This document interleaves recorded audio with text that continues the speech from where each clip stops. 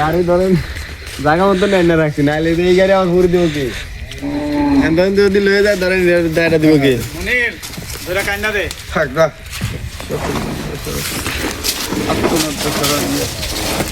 আমার সব কিছু আছে রে, কন্ট্রোল বক্স আছে, সবই আছে। তোমার কিছু না কিছু না তাটি সিরিয়াল আছে রে, তাটি সব সিরিয়াল আছে।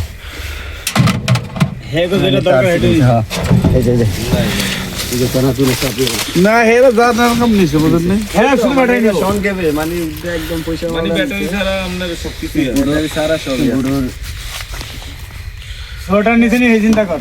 আর শুয়াটা মোটা না এই যে ওই যেটা আছে, এই যে আমার গামা, এই যে এটা আসলে এর মানে এই যে আমার মাফলার, এই যে আমার ইয়া সব এর সাংবাদিক সাহেব এনে আছেন মাফলার আছে। জান আমি কি ওই দাওয়াত খাইতে গেছি, দাওয়াত খাইতে যায় প্লেট লইয়া আমি খাইতে আসি, এমন টাইমে হঠাৎ করে আমার একটা কামড় দিয়ে উঠলো যে আমার গাড়ি থুয়ে এলাম, গাড়ি কি লয়ে গেল নাকি।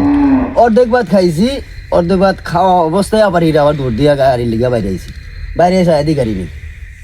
আর অনেক গাড়ি হেন খারা করানো আছে, কিন্তু আমার গাড়িটা নাই।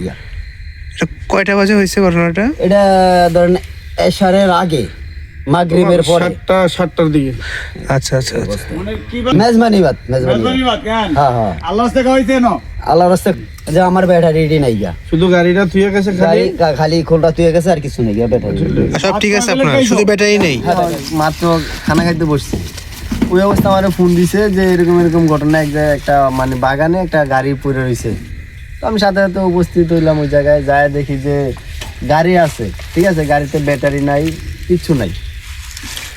ওই অবস্থায় কী করবো, এখন বাগানে ফালা রাখবো, যার কারণে আমি গাড়িটা নিয়ে আসছি, আমার জিম্মায় রাখছি, যেহেতু আমি একজন গ্রাম পুলিশ, তো আমার জিম্মায় রাখছি। এখন ওনারও গাড়ি উনি আসছে, ওনারা দিয়ে দিছি, ওনার গাড়ি উনি রাখতে পারে, নিতে পারে। এখন না, ওনার গাড়ি এখন আমাকে তাহলে উনিই তো নিব, ঠিক আছে। এখন রাত্রেবেলা যেহেতু এটা তো ঠেলে নেওয়া সম্ভব না, ব্যাটারি যেহেতু চলে নিয়ে গেছে, দিনের বেলা এসে নিয়ে যাবো, সমস্যা নেই, এটা তো আমার কাছে আছে গাড়িটা, ঠিক আছে। যেহেতু আমি ওয়ার্ডের গ্রাম পুলিশ, আমার তো একটা দায়িত্ব আছে, আমার জিনিসটা একটা জিনিস চুরে নিয়ে গেছে। কোথায় পাওয়া গেছে ঠিকানাটা বলেন? হ্যাঁ, পাওয়া গেছে আমাদের 2 নং উত্তর চরবংশী 1 নং ওয়ার্ড, রশিদ সর্দারের ব্রিজের কাছেই একটা বাগানের ভিতরে ফালায় রেখে গেছে, শুধু ব্যাটারিটা নিয়ে গেছে, আর গাড়িটা ওই জায়গায় ছিল, ঠিক আছে। যার কারণে আমি আমার জিম্মায় না রাখছি। অত্যন্ত অসহায় আমাদের ভাই, এই মনির ভাই, উনি আজকে আমরা সহকারী একই মেজবানিতে ছিলাম, আমরা দায়িত্বরত মেজবানি খাওয়া অবস্থায় ভাইও খাইতে গেছেন, খাওয়া অবস্থায় গাড়ি রাস্তার পাশে রেখে গেছেন, সেখান থেকে চলে নিয়ে গেছে। তা আমরা এটা আর জানি না, হঠাৎ করে 15-20 মিনিট পর শুনলাম যে মনির ভাই গাড়ি নিয়ে গেছে। তা আমরা এটা নিয়ে এলাকাবাসী, বিশেষ করে যে গনিফরাজি মামা আমার সাথে আসছেন, আমরা এটা খুবই চিন্তিত। আর বেচারা এত অসহায়, মাত্রই রোজা গেল 5টা, কীভাবেই চলবো বেচারায়। তা আমরা একটু শুয়ে বাড়িতে গেলাম, বাড়িতে যাওয়ার পরে এটা হলে আপনার নিজে চিন্তা করতে কীভাবে ওনার একটা কিছু করে দেয়, অন্তত রমজানে যেন উনি একটু আয় রোজগারের একটা ব্যবস্থা হয়।